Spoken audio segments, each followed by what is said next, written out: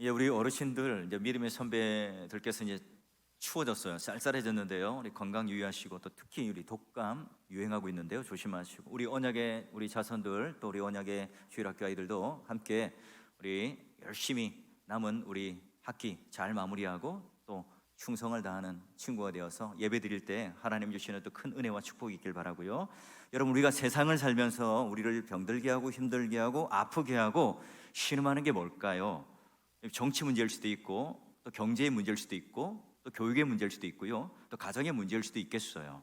근데 여러분, 우리가 좀 왜 병들고 왜 신음할까, 왜 고통하고 왜 아파할까, 한 걸음 좀 더 들어가서 내밀하게 우리를 좀 들여다보면 이 모든 게 이제 관계의 문제일 수 있습니다.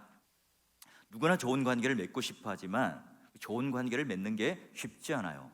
누구나 사랑을 하고 살고 싶지만 그 사랑한다는 게 또 결코 쉽지 않죠. 누군가 여러분 꼬인 관계를 만들고 싶겠어요. 근데 그 꼬인 관계를 풀려고 하다 보면 더 이 꼬이게 되는 그런 어려움을 당하기도 하죠. 저는 한 교회의 담임 목사로서 사람들과 관계한다는 게 얼마나 힘들고 어려운지를 누구보다도 잘 알아요. 여러분, 신자에게 있어서 그 인간관계, 이것보다 여러분 더 중요한 우선순위에 있는 관계가 뭘까요? 바로 하나님과의 관계예요. 그래서 하나님과의 관계가 바르게 딱 설정된다면 우리의 내면의 질서가 잡힙니다. 우리 안에 있는 모든 혼돈이 사라져요. 우리 안에 있는 모든 흑암들이 하나님의 임재하시는 그 빛 가운데, 영광 가운데 모든 그런 어두운 먹구름이 다 사라져 버려요. 그러기에 우리가 사람들과의 이 관계도요 자연스럽게 해결되죠. 그럼 하나님과 우리 사이에 친밀한 관계를 누릴 수 있는, 밀회를 나누고 사랑을 나눌 수 있는 그런 은혜의 도구가 무엇일까요? 이게 말씀과 기도 아니겠어요? 자, 그러면 신자라면 누구나 소망하는 게 있습니다. 그 거룩한 소망이 뭡니까? 와, 내가 하나님 말씀을 좀 통독하고 잘 묵상하고 씹고 씹어서 그 단맛을 내가 알아서 말씀에 순종하여 내 혈관 속에 말씀이 흘러다니고 내 삶이 곧 말씀이 되어서 나는 말씀의 사람이 되고 싶다. 야, 나는 정말 하나님 앞에 기도를 하는데 그 기도가 열렬한 기도가 되어서 기도를 잘하는 사람이 되고 기도에 응답받는 사람이 되고 싶다. 여러분, 이게 누구나 다 갖는 신자의 소망 아니겠습니까? 여러분, 우리의 삶이 왜 영적으로 파괴되고 또 우리가 이 질서가 무너지게 될까요? 왜 이 기도에 이 모든 영역들이 무너질까요? 마찬가지로 하나님과의 관계가 무너지고 기도의 지경이 무너지기 때문이죠. 어떻게 하면 이 하나님의 지성소를 회복하여서 다시금 하나님과 대면할 수 있을까요? 어떻게 하면 무너진 이 기도의 골방을 다시 재건하여서 하나님의 소원과 하나님의 뜻과 하나님의 사랑을 다시 한번 회복할 수 있을까요? 어떻게 하면 우리가 오랜 세월 마음 한가득 가슴 속에 사무쳤던 그런 아름다운 이 기도의 생활을 다시 한번 복원할 수 있을까요? 어떻게 하면 나 중심에서 모든 사람을 위한 이 기도로 내 이 기도가 좁디 좁은 이 시야를 넘어서서 우리 기도의 영역이 확장되고 우리의 눈과 마음이 열려서 오늘 하나님께서 원하시는 그런 하나님 기뻐하시고 받으시는 기도를 할 수 있을까요? 고달픈 삶을 살아왔지만 시시때때로 하나님의 얼굴을 구하며 살았던 우리 믿음의 선배들, 그리고 이른 새벽 하나님 앞에 무릎 꿇고 말씀을 듣고 기도하면서 그 하나님의 그 교제 속에 거룩한 그런 시간들을 누리며 살았던 우리 거룩한 성도들, 죽음의 날에 이르면 이제 하나님께서 우리에게 주셨던 모든 은혜와 하나님과 이 교제와 관계 속에 누렸던 이 모든 것들을 말할 수 없는 이 기쁨 때문에 이제 이 편에서 저 편으로 미끄러지듯이 시간 속으로 들어가게 되지만, 옮겨가게 되지만, 그러나 하나님께서 오늘 우리에게 주시는 놀라운 기쁨 가운데 담대함으로, 기쁨으로, 즐거움으로 그 은혜 충만한 얼굴로 하나님 품 안에 안기는 그 신자들을 볼 때 신비감이 들어요. 그렇다면 여러분, 오늘 우리가 어떻게 하면 이런 하나님과의 관계, 친밀함 속에 누리며 그런 하나님의 놀라운 이 은혜의 기도의 영역 가운데 그 세계를 회복할 수 있을까? 오늘 3절 말씀은 이것이라고 하는 말씀으로 시작되죠. 그게 바로 1, 2절 전체의 내용을 포함하고 있어요. 자, 이것이 기도가 우리 구주 하나님 앞에 선하고 받으실 만한 것이니라. 자, 하나님은 모든 사람들을 위해서 기도하라고 했죠. 이걸 어떻게 해요? 하나님은 선하게 받으시고 기뻐 받으신다. 자, 에베소 교회를 목양하고 있는, 힘겹게 사역을 하고 있는 디모데야, 믿음의 선한 싸움을 싸우는데 가장 첫째 되는 것은, 우선순위가 되는 것은, 먼저 해야 될 것은 바로 기도란다. 근데 그 기도를 나 중심적인 기도가 아니라 모든 사람을 위해서 기도해라. 심지어 그 기도의 대상에는 교회의 지도자를 위해서 기도할 뿐만 아니라 이 세상에 있는 임금들, 위정자들, 지도자들을 위해서 기도해라.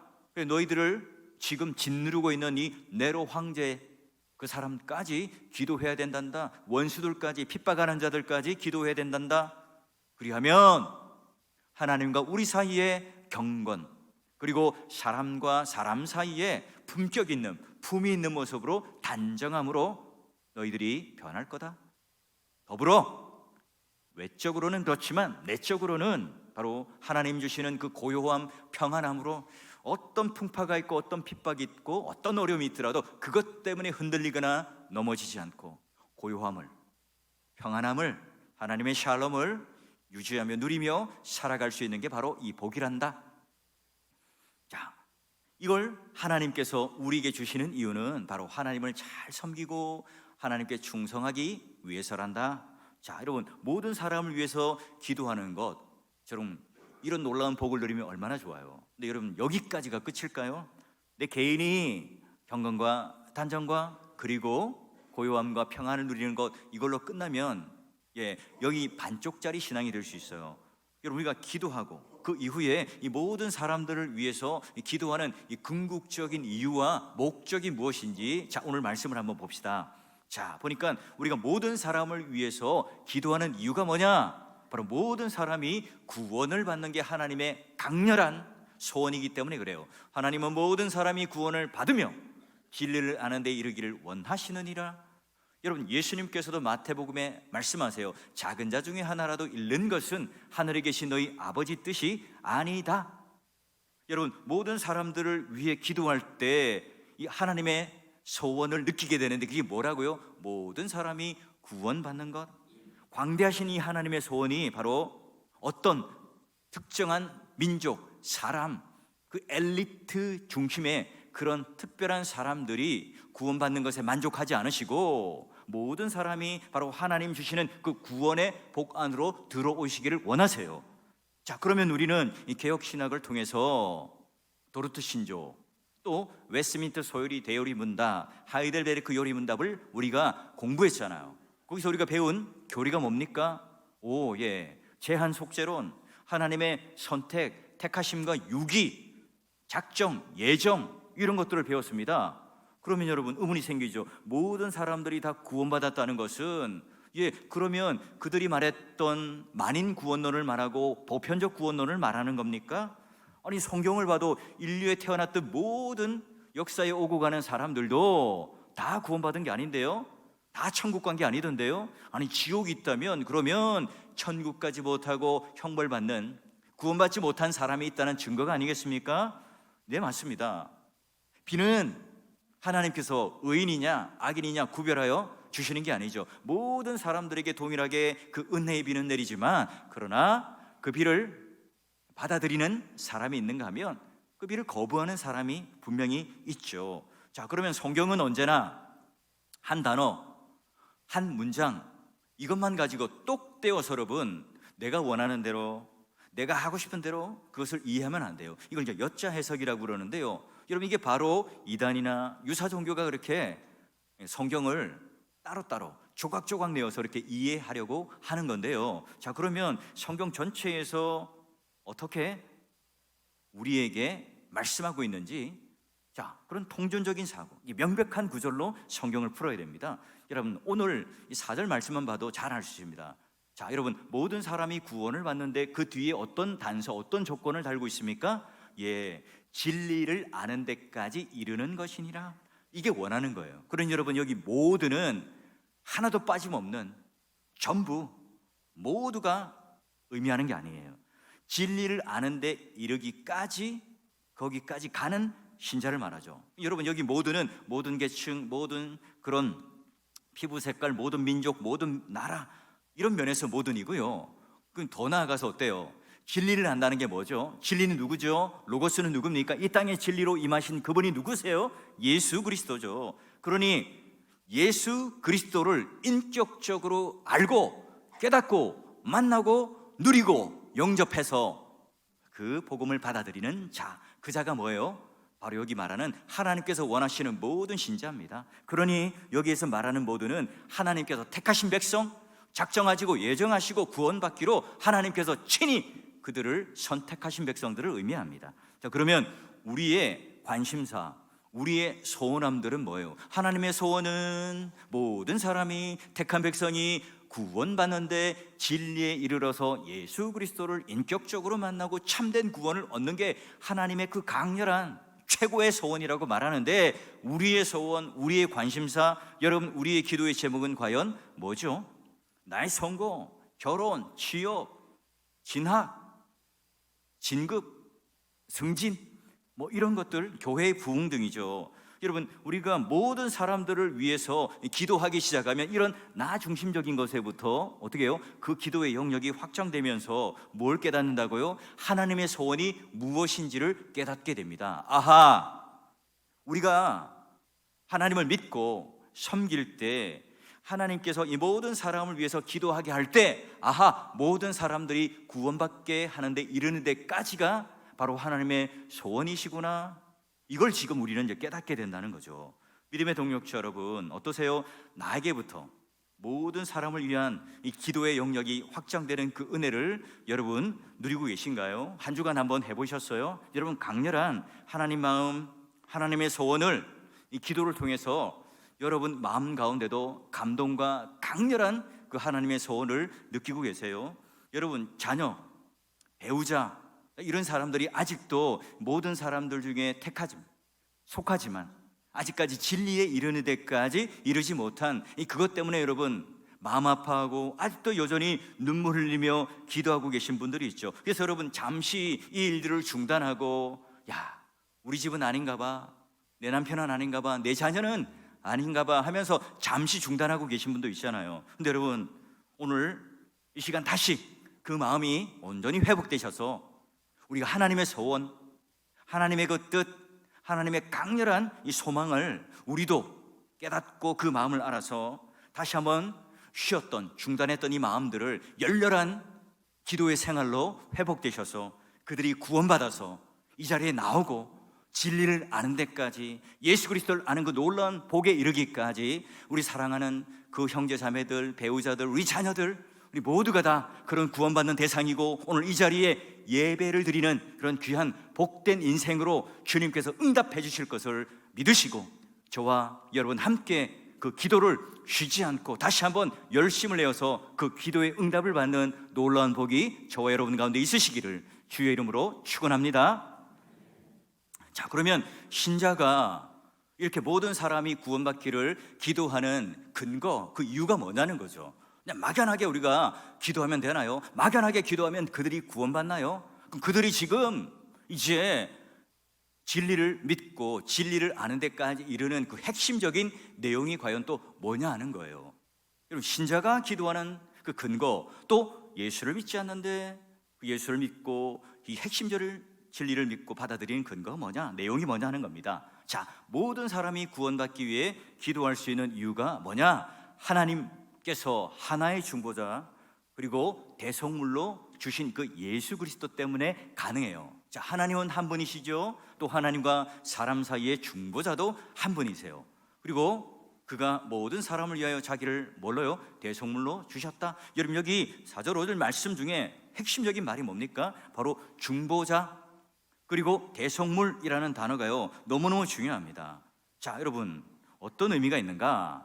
그러면 이제 이 역설적인 진리가 나타나는데, 계속해서 바울은 모든 사람이 또 구원받는 모든 이렇게 모든이라고 하는 단어를 쭉 이어가다가 갑자기 여러분 쓱 하고 한 사람, 한 분이라는 것을 강조해요. 누구죠? 한 분 하나님.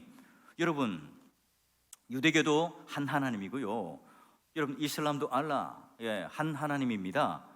기독교도 한 하나님이라고 말하는 유일신을 말하는 종교죠. 근데 여러분, 다른 종교와 이 기독교가 근본적으로 차이가 나는 게 뭘까요? 바로 여러분, 오늘 우리가 보았던 바로 대속물 그리고 중보자라고 하는, 이게 여러분 가장 특별하게 다른 이유입니다.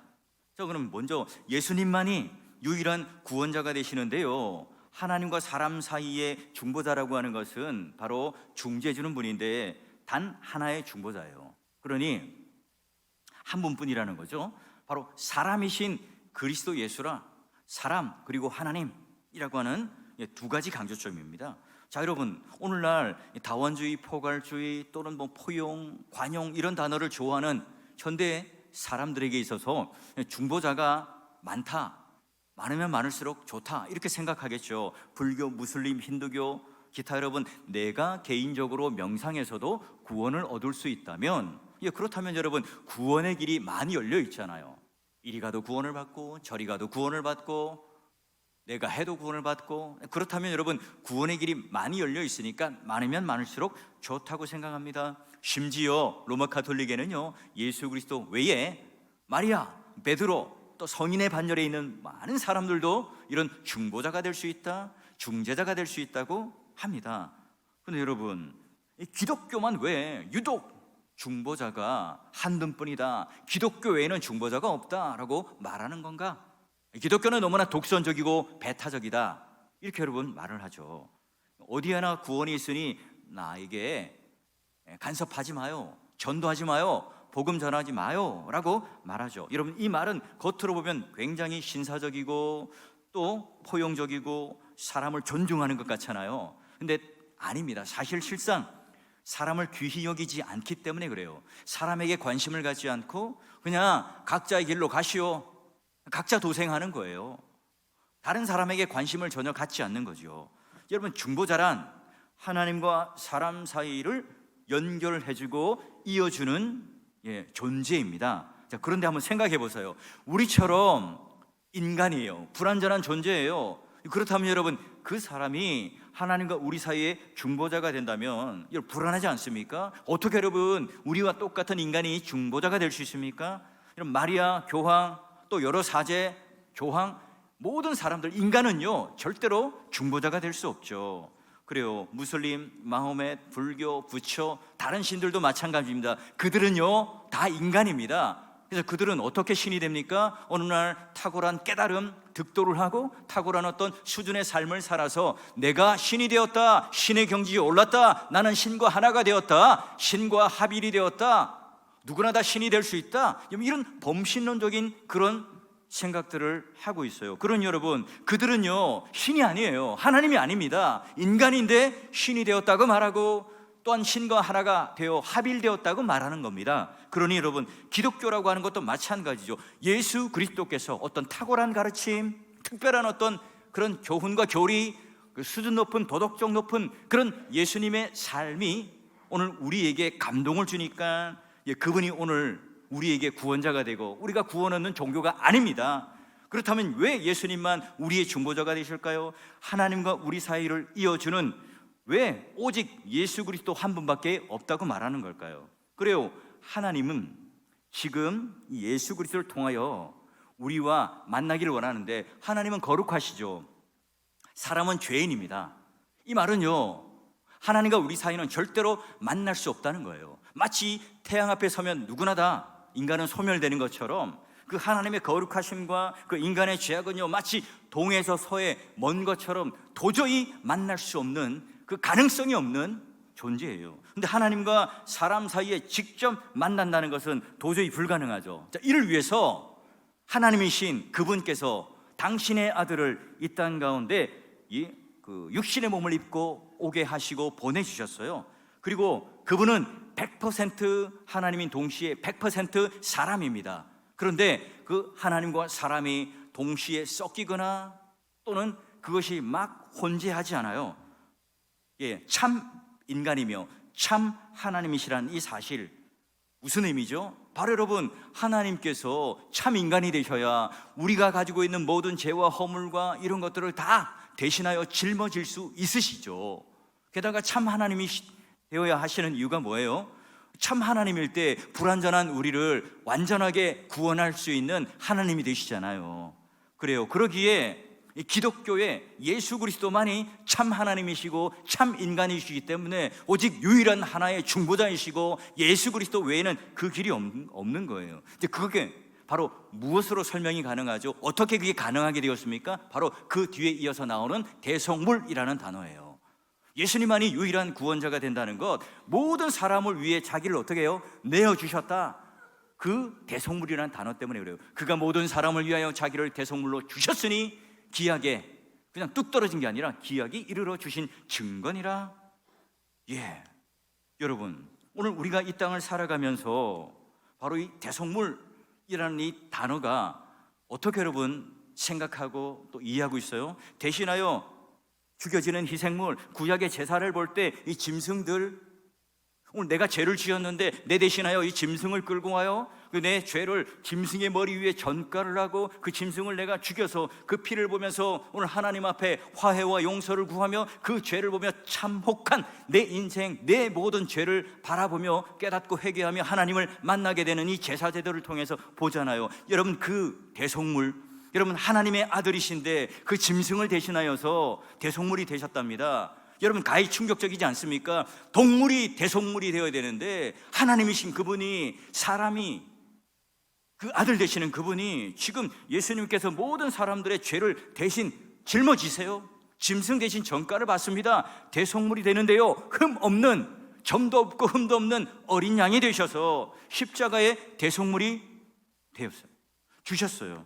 여러분, 어떤 종교가 신이 사람이 되어 또 사람을 위해서 대신 죽어주는 그런 종교가 있습니까? 그들의 죄를 사하기 위하여 자기 몸을 내어주고 자기의 전부를 내어줘서 그 인간을 구원해주는 그런 종교가 세상 가운데 어디 있습니까? 그러기에 기독교에 있어서는 예수 그리스도, 그분의 죽음이 핵심이죠. 그분이 대속물이 되었기 때문에 오늘 우리가 구원의 길이 열리고 중보자가 되실 수 있고 우리를 중재하는 참된 유일한 구원의 길을 열어놓으셨어요. 다른 종교 창시자들은 어떻습니까? 탁월한 가르침을 가르칩니다. 삶과 도덕적인 탁월함이 보이죠. 근데 그걸로 끝이에요.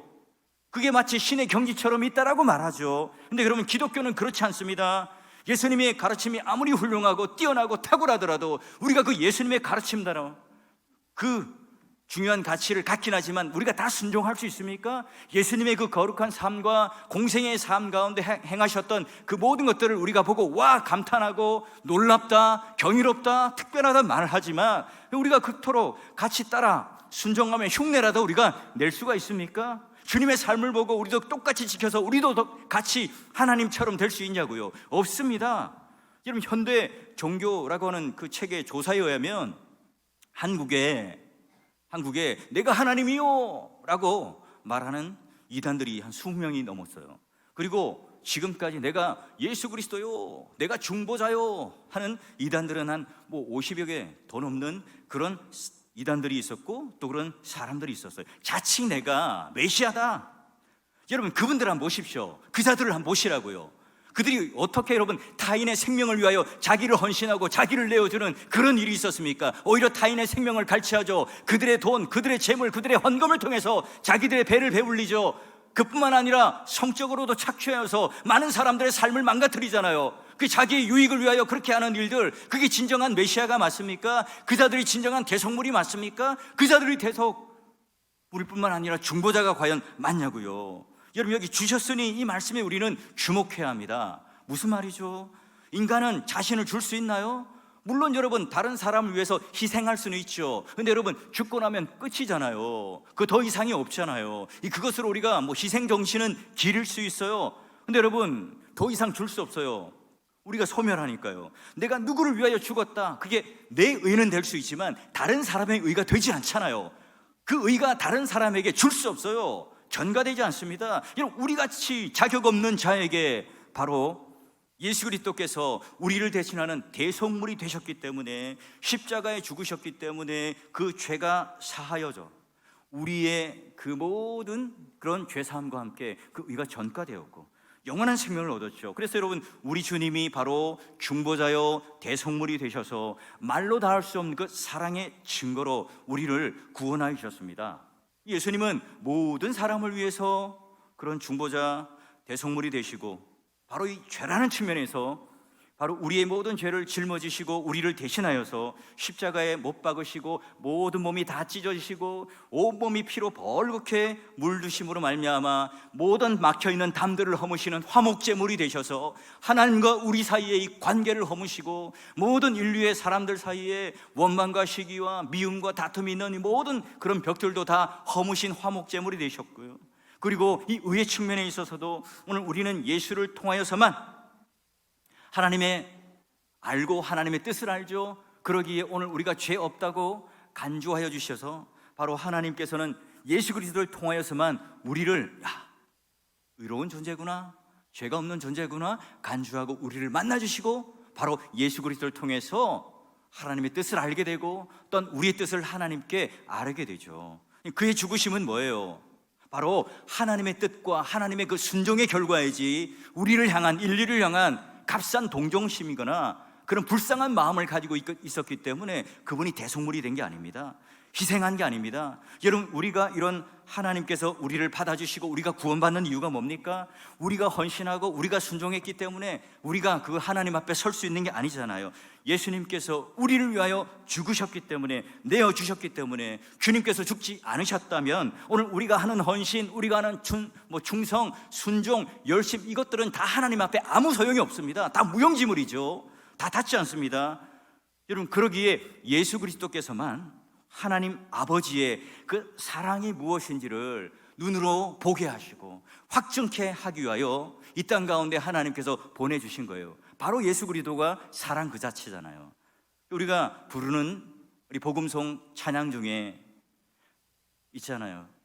그 사랑, 날 위해 죽으신, 날 위해 다시 사신 예수 그리스도, 다시 오실 그 사랑, 죽음도 생명도 천사도 하늘의 어떤 권세도 끊을 수 없는 영원한 그 사랑 예수. 맞습니다. 그 중보자 대속물이라는 이 용어 자체가 끊을 수 없는, 표현할 수 없는, 말로 다 할 수 없는 그 하나님의 사랑의 결정체죠.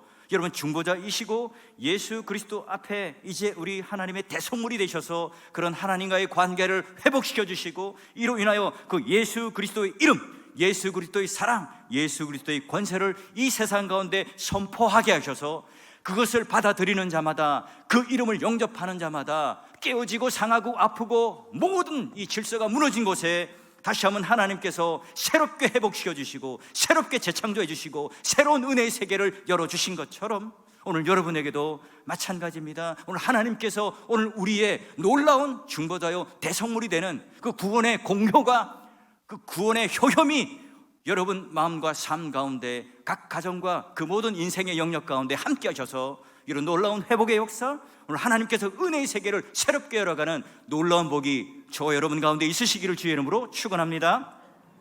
여러분, 중보자와 대속물 그냥 하늘에서 뚝 떨어진 게 아니죠. 약속, 그 기약에 이르러서 증거가 되게 하셨다. 여러분, 무슨 말이에요? 구약에 수많은 제사가 있었습니다. 수많은 제물들이 있었고 제사장들이 있었죠.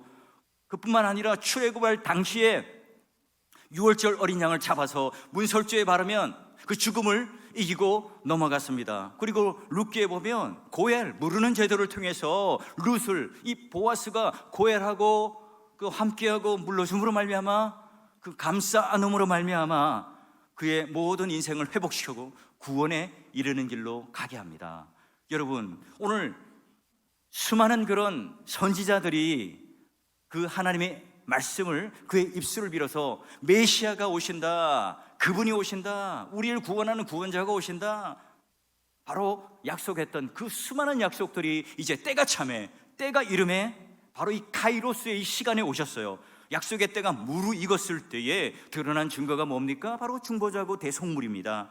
그래요, 이 세상에 어떤 중보자라도 하나님이 내 이 중보자를 보낼 거야, 구원자를 보낼 거야 약속하고 기약하고 보낸 그런 여러분 종교가 어디 있습니까? 없습니다. 예수 그리스도 외에는 없어요. 여러분, 이게 복음입니다. 이게 다른 종교와 다른 독특함이죠. 어떤 종교도 흉내낼 수 없는 유일한 하나님의 복음이에요. 여러분, 우리같이 자격 없는 자들을 위해서 하나님의 사람으로 거듭나고 은혜의 시간이, 은혜의 시대가 열리게 되는 것, 이게 다른 종교와 구별되는 가장 독특한 하나님의 사랑이고 하나님의 깨달음이고 진리 안에 거하는 거고 이르게 되는 거예요. 그러기에 우리는 이제 고백할 수 있죠. 하나님과 우리 사이에는 단 하나 예수 그리스도 외에는 다른 중보자가 없습니다. 이 믿음의 고백을 할 수 있어요. 성경을 볼까요? 요한복음 14장 6절에도 예수님께서 내가 곧 길이요 진리요 생명이니 나로 말미암지 않고는 아버지께로 올 자가 없느니라. 그리고 사도행전 이 베드로의 설교를 통해서도요, 다른 이로서는 구원을 받을 수 없느니 천하 사람 중에 구원을 받을 만한 다른 이름을 우리에게 주신 일이 없음이니라. 그리고 하나님과 사람 사이에 중보하시는 그 하나님은 단 한 분밖에 없고, 우리가 하나님께 대신하여 이 아랠 때 우리를 대신하여 말씀하시는 분, 우리를 대신하여 기도하여 주시는 중보자도 단 한 분, 예수 그리스도밖에 없다. 그래서 우리는 바로 예수 그리스도로만, 그 길을 통해서만 나아갈 수 있다는 거예요. 여러분, 우리가 그분을 믿는, 예수 그리스도를 받아들이고 영접하는 그 이유입니다. 여러분, 우리가 그러니 그냥 기도할 때 막연하게 기도하지 않죠. 바로 중보자의 이름으로 기도합니다. 예수 그리스도 이름으로 기도합니다. 그래서 우리가 결론을 맺어요. 다른 신들을 더 이상 쫓지 마라. 산이나 동굴이나 광야나 바닷가에 촛불을 세워놓고 향불을 피워놓고 더 이상 기도하지 마라. 성부 하나님은 우리가 기도할 때 들어주시는 우리 믿음의 대상이란다. 성자 예수님께서는 오늘 우리가 하나님께 다가가지 못하는데 우리를 대신하여 중보자가 되셔서 하나님의 뜻을 알려주시고, 우리가 기도할 때 그 기도를 하나님 앞에 온전히 전달하고, 또한 우리를 향하여 보내주시고 이해시키는 완전한, 흠없고 점없는 완전한 우리의 대속물이 되셔서 우리를 속전하여 주시고 우리 대신 죄값을 치러주신 분이란다. 그리고 성령 하나님께서는 이제 우리가 구원의 완성을 이루는데 적용케 하시고, 완성을 이루는 것뿐만 아니라 우리가 빌바를 하지 못할 때 우리의 모든 심령을 통하여 하나님께 바른 기도를 할 수 있도록 도와주시고, 그 하나님의 뜻을 우리가 깨달았다면, 하나님의 소원과 하나님의 마음과 강렬한 하나님의 뜻과 소망을 알았다면, 그것을 행할 수 있는 그 힘과 능력을 오늘 우리들에게 주셔서 하나님께서 기뻐하시는 그 성화의 돌계단을 밟아갈 수 있도록 오늘 우리를 도와주시는 분이죠. 우리가 이제는 아빠, 아버지라 부를 수 있어요. 예수 그리스도의 이름으로 기도합니다. 여러분, 우리가 이제 기도하실 때 힘있게 우리가 마무리를 하셔야 됩니다. 예수 그리스도의 이름으로 기도합니다. 여러분, 과연 우리가 중보자를 믿고 기도하는 게 맞을까요? 여러분, 기도라는 게 뭘까요? 옛날에는 그냥 내가 열심히 기도하는 걸로, 내가 열심히 흔들고 간구하고 하나님의 팔을 비틀어서 뭔가 소원을 이루는 게 기도라고 생각했지만, 어떠세요? 우리가 중보자, 대속물이라는 단어를 우리가 제대로만 이해한다면, 우와, 삼위 하나님께서 지금 오늘 한 인간이, 사람이 기도하는데 삼위일체 하나님께서 지금 열심을 내시고 땀방울을 내시고 오늘 우리의 기도를 도우시고 우리의 기도를 들으시고 우리의 기도가 행하게 하시는 분이구나. 여러분, 이 기도라고 하는 것은 결국 뭡니까? 인간이 그냥 그저 힘없는 존재, 연약한 존재로 하나님 앞에 뭔가 간구하는 것으로 끝내고 의존하는 무슨 연약한 존재로 끝내는 게 아니라, 그 하나님의 능력을 오늘 우리 가운데 링크시키는 거죠. 삼위 하나님께서 지금 움직이시고 함께 하시는 그 거대한, 오늘 우리의 도저히 깨달을 수 없고 또한 우리 수준에서는 이해할 수 없는 그 놀라운 일들을 함께 하는 것이 뭡니까? 바로 그게 기도예요. 그게 기도라고요. 여러분, 어느 자녀가 내가 배가 고프다고 집에 가서 냉장고 문을 딱 열어요. 열 때 어머니 괜찮으시다면 제가 냉장고 문을 한번 열어도 되겠습니까? 어머니 괜찮으시다면 여기 사과와 복숭아가 있는데 제가 사과 하나를 좀 꺼내서 먹어도 되겠습니까? 이렇게 묻는 자녀들이 있습니까? 없잖아요. 놀라운 사실은 뭐예요? 사과를 하나 꺼내어서 깨물었습니다. 맛이 없는 거예요. 이때 여러분, 엄마! 사과가 왜 이렇게 맛이 없어요? 그 엄마가 무슨 농사를 지었나요? 뭐 잘못 샀을 뿐이잖아요. 근데 오히려 큰 소리를 쳐요. 뻔뻔하게 이럴 데 없는 이 아들이지만, 그러나 그 자녀의 권세잖아요. 왜 그렇죠? 그 권세를 마음껏 누리도록 부모와 이 자식 간의 관계 아닙니까? 여러분 한번 생각해 보세요. 더 사랑하는 사람이 약자 아닙니까? 여러분, 자기보다 이 아들, 자녀들을 더 사랑하니까 이 부모가 약자가 돼요. 자녀에게 모든 권세를 주어서 오히려 부모 앞에 그 자녀의 권세를 누리도록 허용해 주잖아요. 하나님께서 지금 나를 사랑하는 것보다, 하나님께서 지금 내가 나를 사랑하는 것보다 하나님이 나를 더 사랑하시기 때문에 하나님께서 스스로 약자가 되셨잖아요. 그 사건이 뭡니까? 야복 강가에서 참 잘난 것 없고 예쁜 구석이 하나도 없는 이 야곱과 함께 어때요? 밤새 씨름을 하다가 결국은 누가요? 하나님이 져주시잖아요. 이게 바로 여러분 하나님께서 오늘 우리들에게 주시는 자녀의 권세입니다. 여러분, 하나님이 얼마나 우리를 사랑하시면 부모라고 하는 약함의 자리에 자기를 스스로 두시겠냐고요. 내가 마치 나의 권리인 것처럼 하나님 이것 주시고 저것 주시고 이것 해결해 주세요. 우리가 하나님 앞에 막 부르짖고 간절히 이야기할 때 이 자녀의 권세를 당연하게 여기시고 나에게 그 은혜를 베풀어 주세요. 그래서 구하라 그리하면 주실 것이요, 찾으라 그리하면 찾을 것이라, 두드리라 그러면 열릴 것이라고 했던 그 말씀의 뜻이 뭐예요? 하나님과 뜻이 맞을 때 네가 자녀의 권세대로 그것을 구하면 얻을 수 있을까라는 하나님께서 주신 기도의 능력이죠. 모든 사람이 구원받는 이 기도를 하게 될 때 이 하나님의 소원을 이제 우리는 담아서 기도하게 되었어요. 근데 여러분, 우리가 이렇게 기도하고 끝나면 어때요? 반쪽짜리 그냥 신앙이죠. 자, 바울은 지금 이 기도를 하면서 어떻게 모든 사람들이 구원받기를 위하여 자신이 손과 발을 움직여 어떻게 해야 될까? 어떻게 삶의 가운데 적용하고 있는가? 마지막 말씀을 한번 보도록 합시다. 우리 여러분, 디모데전서 2장 7절만 같이 한번 함께 읽어볼까요? 읽습니다. 시작. 이를 위하여 내가 전파하는 자와 사도로 세움을 입는 것은 참말이요 거짓말이 아니니 믿음과 진리 안에서 내가 이방인의 스승이 되었노라. 그리고 보니까요, 로마서 11장 13절에 내가 이방인인 너희에게 말하는데 내가 이방인의 사도인 만큼 내 직분을 영광스럽게, 창피하거나 부끄럽게 여기는 것이 아니라 영광스럽게 여긴다고 말해요. 여러분, 바울이 디모데전서를 썼던 그 시대에 유대인들이 이방인들에 대한 생각이 뭐예요?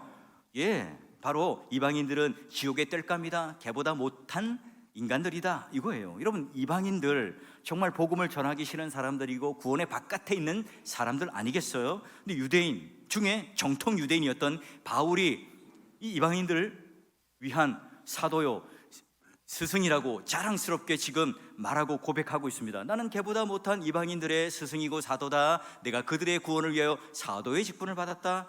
영광스럽게 여긴다. 와, 우리 보통 사람들은 어때요? 좋은 평판을 얻는 사람, 칭찬받는 사람, 능력 있는 사람, 그 사람과 친구가 되고 싶고 또 선생과 동료가 되기를 원하잖아요. 우리는 그래서 어떤 명품 옷을 입었는가, 어떤 차를 타고 다니는가, 어떤 좋은 집에 사는가, 이게 여러분 우리도 모르게 구별하는, 또 차별하는 모습이잖아요. 근데 여러분, 예수 그리스도 안에서 오늘 이처럼 모든 사람을 위하여 기도하는 사도가 되었을 때 그 모든 구별과 차별이 다 없어지죠. 성령 안에서 우리가 교회에 오면 모두가 이 성령의 그 영광로 안에 그런 차별과 이 구별이 사라지고 서로를 존중하고 서로를 향하여 이방인이지만 오히려 구원받아야 될 대상으로 긍휼과 사랑을 느끼게 되는 대상으로 바뀌게 됩니다. 여러분, 바울은 모든 사람을 위해서 기도합시다 입술로만 그친 게 아니에요. 기도와 함께 손과 발과 몸을 움직여서 지금 적용하고 이방인의 사도로 전 세계를 돌아다니며 선교를 하고 복음을 전하고 교회를 세우죠. 여러분, 여러분의 기도의 중심에는 뭐가 있습니까? 나입니까? 하나님입니까?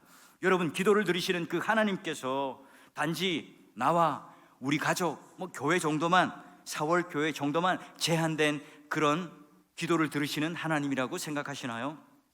온 우주를 창조하시고 온 세계를 다스리고 광대하신 그 하나님께서 모든 민족을 사랑하시고 바로 하나님은 중보자가 되시고 속죄물이 되시고 대속물이 되셔서 모든 사람의 구원에 동참하는 기도를 들어주시는 그 하나님으로 신뢰하고 있습니까? 그 하나님의 소원을 느끼는, 하나님의 소망을 강렬하게 느끼는 그 열렬한 기도의 세계 속에 우리가 함께 하나님의 은혜를 누리며 살아갑니까? 여러분에게는 이방인과 같은 존재가 누굽니까? 전혀 다른 세계를 살고 다른 문화에 살고 있는 여러분의 자녀입니까? 아니면 세상에 나가면 직장의 동료가 전혀 다른 가치와 문화와 또한 나와 생각을 달리하고 있는 사람들이 이방인들입니까?